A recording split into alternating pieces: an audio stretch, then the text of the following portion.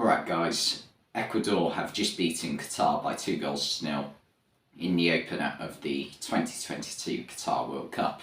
And it could have gone one or two ways, this game. I think there was a lot of rumours about it being 1-0 Qatar and it being a second half goal. I think a lot of people might have lost a lot of money on that. But most people would have thought that Ecuador would have won, considering the calibre of player they had compared to Qatar.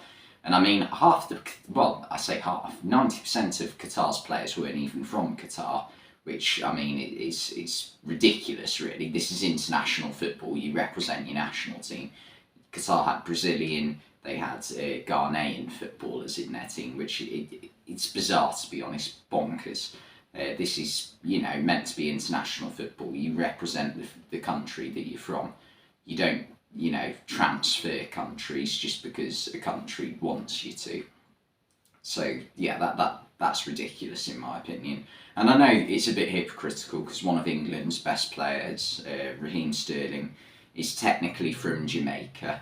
But even so, he's still, was briefly in Jamaica. Like, he spent the vast majority of his life in England. I very much doubt you can say that for Qatar's players. But anyway, Ecuador, they played really well first half. They got the opener after 4 minutes. It was disallowed. And I'm not as against it being disallowed as a lot of people were. I think I would have probably allowed it to stand because I think it's very hard to tell if the player was offside.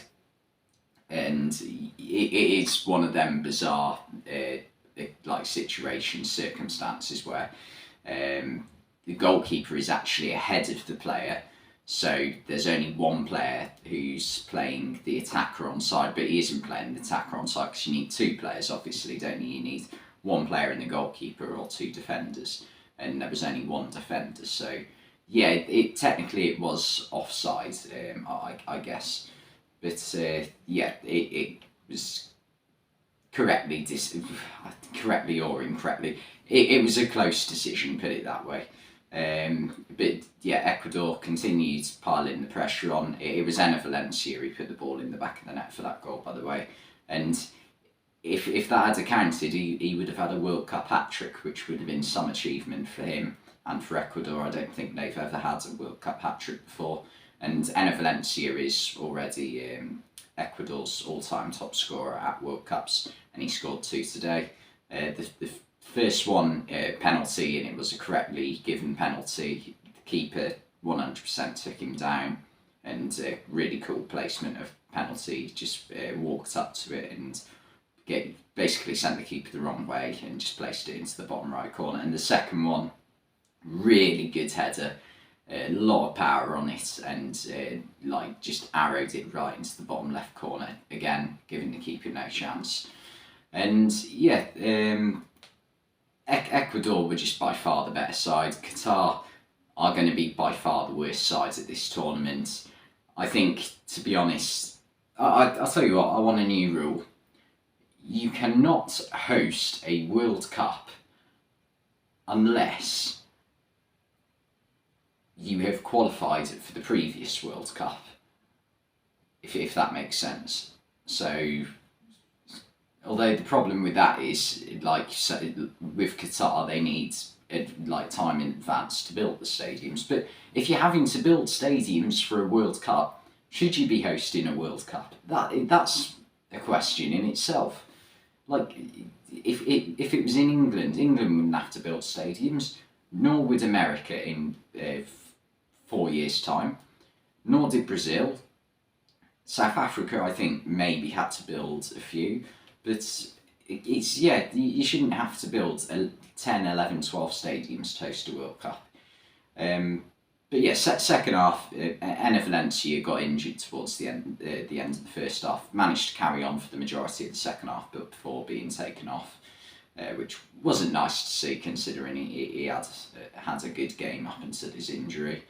And second half, Ecuador didn't even have to shake a leg, really. Qatar, they had a couple of efforts on goal, but nothing more. And just nowhere near enough. And on paper, Ecuador will be their easiest opponents at this tournament. They've got Netherlands and Senegal next.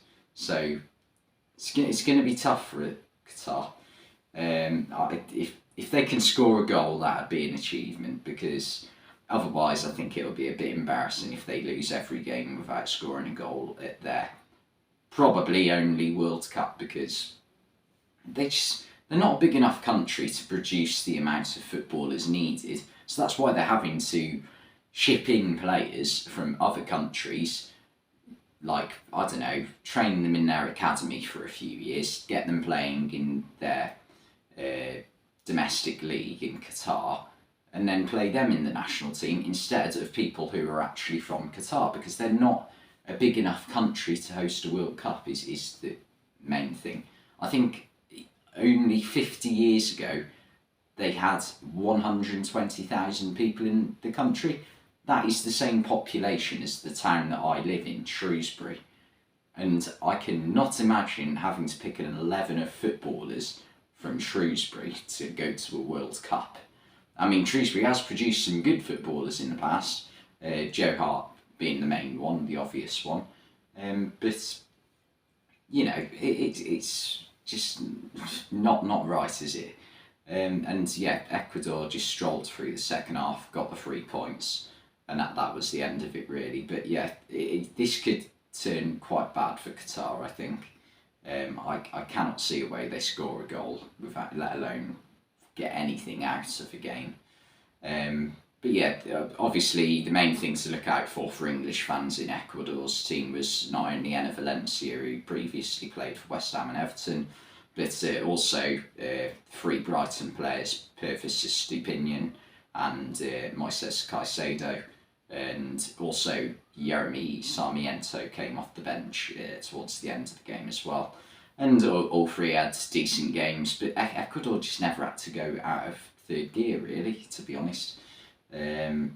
So yeah, I think Qatar just aren't good enough, are they? And it will be interesting to see how Ecuador do against the Netherlands and Senegal. I'm looking forward to that. I think it could be a close race for second place in this group between Senegal and Ecuador, so that'll be good to watch. But anyway, thanks for watching this video, and I'll see you next time.